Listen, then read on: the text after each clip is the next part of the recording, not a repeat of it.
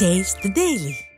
பொறியியல் படிப்புகளில் சேர்வதற்கான விண்ணப்ப பதிவு மே 7ஆம் தேதி தொடங்கிய நிலையில் ஒரே நாளில் 14,300 மாணவர்கள் விண்ணப்பித்துள்ளனர்.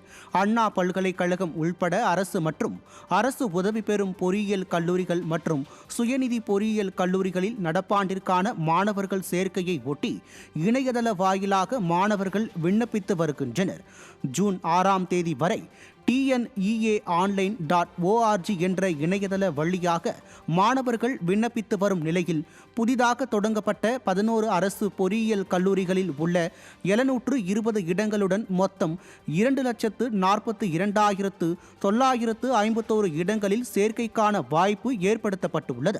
இதேபோல் புதிதாக தொடங்கப்பட்டுள்ள 11 அரசு கலை மற்றும் அறிவியல் கல்லூரிகளுடன் சேர்த்து மொத்தம் 176 அரசு கலை மற்றும் அறிவியல் கல்லூரிகளில் 1,25,345 இடங்களில் மாணவர் சேர்க்கை நடைபெற்றுள்ளது. மே 27ஆம் தேதி வரை மாணவர்கள் விண்ணப்பங்களை பதிவு செய்யலாம் என தகவல் தெரிவிக்கப்பட்டுள்ளது. செங்கல்பட்டு மாவட்டம் செய்யூரில் அதிகாரிகளின் அலட்சியத்தால் 50,000 நெல் மூட்டைகள் மழையில் நனைந்து சேதமடைந்ததாக விவசாயிகள் வேதனை தெரிவித்துள்ளனர்.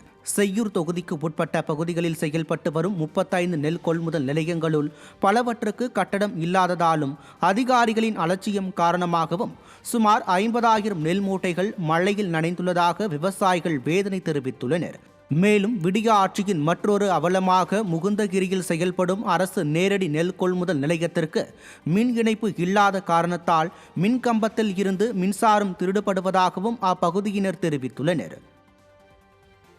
சென்னையில் ஒரே தெருவில் 8 நபர்களை தெருநாய் கடித்துள்ள சம்பவம் பொதுமக்களை அச்சத்தில் ஆழ்த்தியுள்ளது. செனாய் நகர் அருணாச்சலம் தெருவில் தெருநாய்களின் எண்ணிக்கை நாளுக்கு நாள் அதிகரித்து வருவதாகவும் சிறுவர் முதல் பெரியவர்கள் வரை அனைத்து தரப்பினரும் தெருக்களில் நடப்பதற்கே அச்சப்பட்டு வருவதாகவும் கூறப்படுகிறது. புதன்கிழமை இரவில் நடந்து சென்ற சிறுவர்கள் முதல் பெரியவர்கள் வரை 8 பேரை தெருநாய்கள் கடித்ததில் அரசு மற்றும் தனியார் மருத்துவமனைகளில் அவர்கள் சிகிச்சை பெற்று வருகின்றனர்.